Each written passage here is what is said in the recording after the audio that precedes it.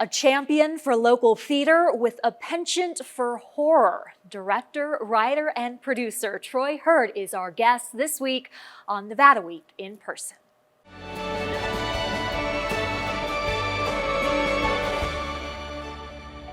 Support for Nevada Week in Person is provided by Senator William H. Hernstat.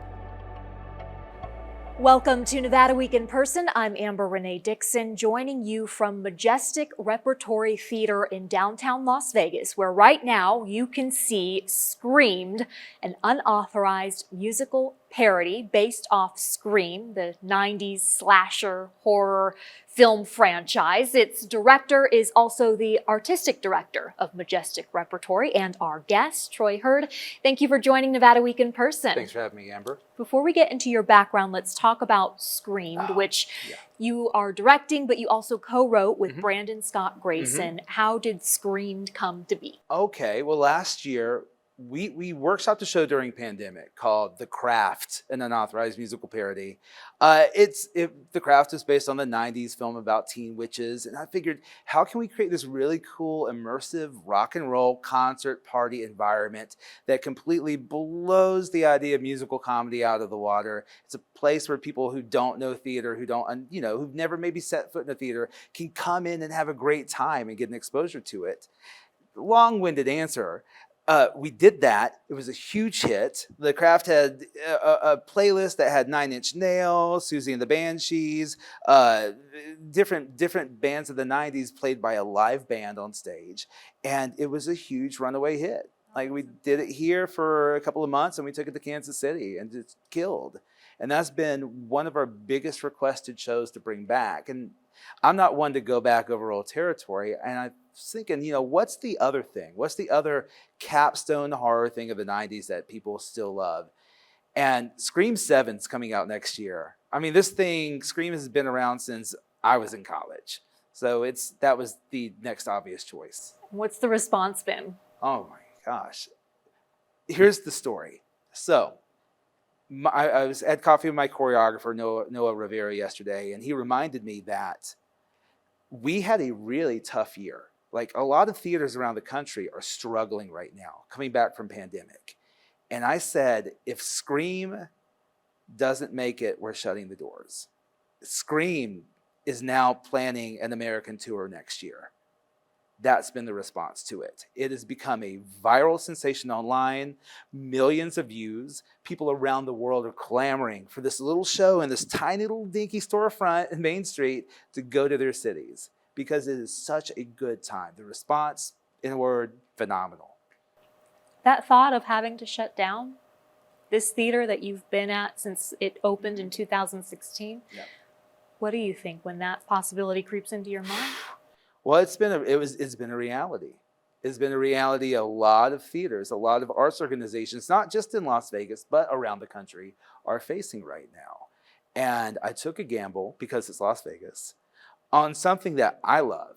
I love rock music. I love the 90s. I love horror. And I love a good, fun time. And I combined all that into something that is now turned Majestic around and is sending audiences out with not just smiles, but fist pumps in the air.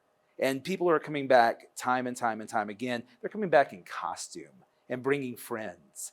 It's really a party in this room. It's really, really cool.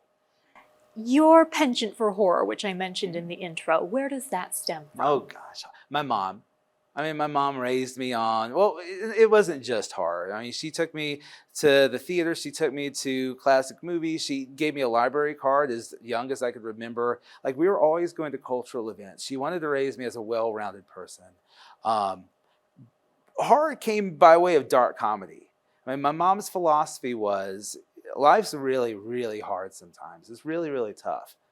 You can either give into it and fall back and just take it all in and dwell in the darkness, or you can laugh.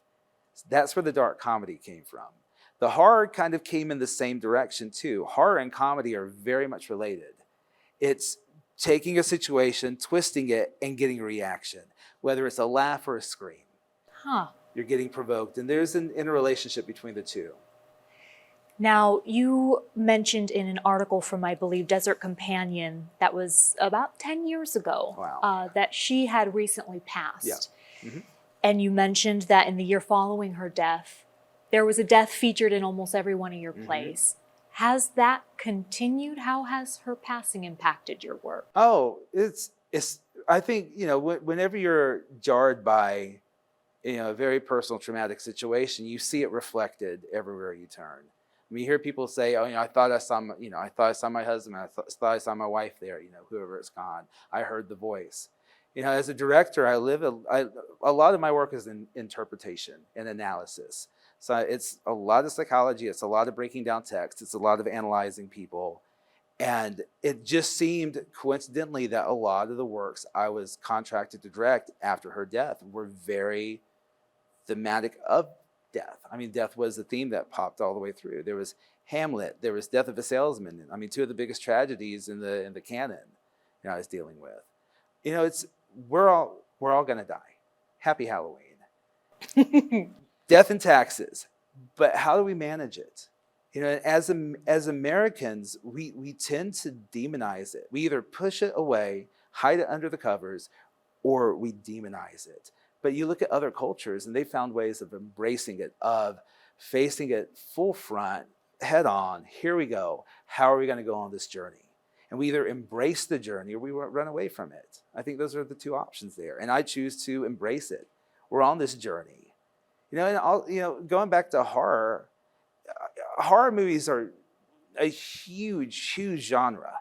I mean, when I was a kid, I was carrying around my Fangoria magazine. I was the weirdo outcast. Which Screamed was featured in Fangoria. Yes, Scream got a review in Fangoria. My life goal has been achieved. But back then it was the outcast. It was the oddity. I was the weirdo with the Fango. But now I think we're sort of climbing towards a sense of embracing it and facing it all, head on. But it's a way of facing death safely. I mean, if it's something that we're going on this roller coaster ride, why do we go on a roller coaster ride? For the thrills, for the danger, for the excitement, because 3 minutes later, that bar is going to get up and you're going to step out and you're going to go get some popcorn. You've survived. You mentioned cultures that take on death in different ways. Is there one that sticks out to you? Well, living in Nevada, I mean, Mexico's Dia de los Muertos obviously is huge, and I'm glad that Las Vegas embraces it as well. It's really, really cool. And you've got movies like Disney making a movie like Coco, right? That teaches children this is what this is. I think I do. My background's in theater education. I work with a lot of children. And I see parents who are like, no, we can't do that. We've got to protect them. We've got to hide them from this. But sometimes, I mean, I was raised knowing that it's there. It's gonna, how do we deal with it? Now, did your mother encourage you to get into theater? How did you get into theater? No, she didn't. No, she wanted stability. She's like, you need stability. You need a career. You need, security. That's why my undergrad's in theater education. So that made her happy. But I've worked professionally in theater my entire life. Starting in high school. In high school. In high school. Oh, wait. So I went to a small Catholic school in Columbus, Georgia, and it was football. No funding for the arts. The more times change, the more they stay the same on that regard. But my sophomore year, we got a new principal in. And by that time, I had a video camera. It was the 90s. I'm a Gen X kid. I was making little horror movies in my backyard, doing weird art installations. This new principal, Dr. Finchek, comes in and he says, you're that weird art kid. We don't have a theater department. Why don't you do theater? Why don't you direct the school plays? And that was anathema to me. My idea of theater was like these grand opera houses with these old people with white hair, like Q-tips in the audience, watching, boring, dull Shakespeare. And he said, no. I want you to do something. I'm going to buy you a ticket to the show. It's running in this local theater. It's called Sweeney Todd. It's a slasher film on stage. My God, okay, you got me with the slasher film, but I don't know about theater. I'll do it. You're going to buy the ticket? I'll do it. I went that weekend, sat in the beautiful Springer Opera House, saw a production of Sweeney Todd with that 30-piece orchestra with 35 odd people on stage singing this powerful, impactful music right there, just yards in front of me, just sharing the space with all these people that normally I'd be in a movie with, watching a movie with. But here we were watching this thing. And it was so impactful, so powerful that I never went back. Plus, you didn't need expensive editing equipment. You get an actor, you get an audience member, you've got an experience. How did you end up in Las Vegas? I graduated, I got my master's in directing from Savannah College of Art and Design. And I was on my way out to LA for an internship and my truck broke down. And I wound up working with Cirque du Soleil with their show Ka. They had developed a brand new program called the Gatekeeper Program, where instead of having ushers, they had improvisational actors do usher duties, but they had these characters they were playing. So they would create these scenes as they were bringing you to your seats and tearing your ticket or whatever. So you were doing some acting? Yeah, a little bit. Well, what turned out to be, this is a whole other, episode. We're going to talk about immersive theater. It was immersive theater, and it was something I'd always been interested in. What is this interactive type of theater that gets you out of that grand opera house, that makes what we call theater accessible to wider audiences, to people who may have been like me, reluctant to go into something that seemed very prohibitive, very exclusionary. So it was just a form of theater I really enjoyed, form of entertainment I enjoyed. And this opportunity with Cirque was fantastic. How have you gotten people back in the theater post-COVID, especially with immersive theater when people are close and interacting? Yeah, it's trust. It's trust, but I think Majestic, we've been really, really cognizant of it.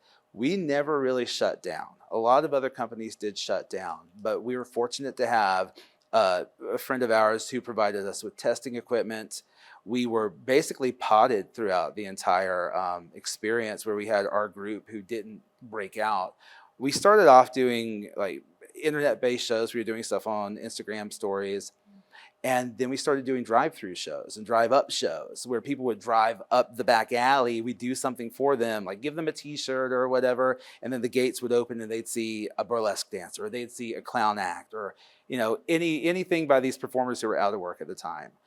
And then we did a drive-in show where we literally lifted the back of the theater. There's a garage door. We would drive a car in, and then a scene would happen around it, and you drive back out. Wow. Didn't make money. I mean, there's no way with the turnaround, but it was still a way of keeping active. So by not leaving the scene, you continued to have people engaged and then come back when they could. Yep, and it was fun. It was experimenting.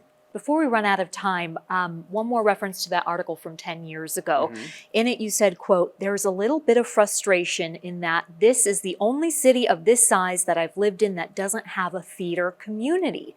But it's the yin and the yang. You've got talented artists here who are creating great work. They just need to find an audience." So 10 years later, does Las Vegas have a theater community? Vegas has a very interesting theater community. It still has an ebb and flow. It's a lot stronger than it was then. I think the audience support is a lot stronger. I think media support is a lot stronger. Where Vegas lacks, and I know a couple of other arts leaders in the city who will agree with me on this because we have these conversations, where Vegas lacks is in true corporate philanthropy for smaller organizations that aren't necessarily gigantic performing arts centers like the Smith Center. You've got myself, you've got Vegas Theater Company, you have a Public Fit, and we're all rallying, trying to get this attention from Caesars Foundation, from any sort of, we've got billions of dollars going through here, but they're not funneling it down to the real, authentic local arts. I mean, Bernard Gaddis with contemporary dance could certainly use some help too. Like, we're all struggling on that regard. Hopefully some of those corporations are listening. Troy Hurd of Majestic Repertory Theater, thank you for joining Nevada Week in person. And for more interviews like this, go to vegaspbs.org/Nevada Week.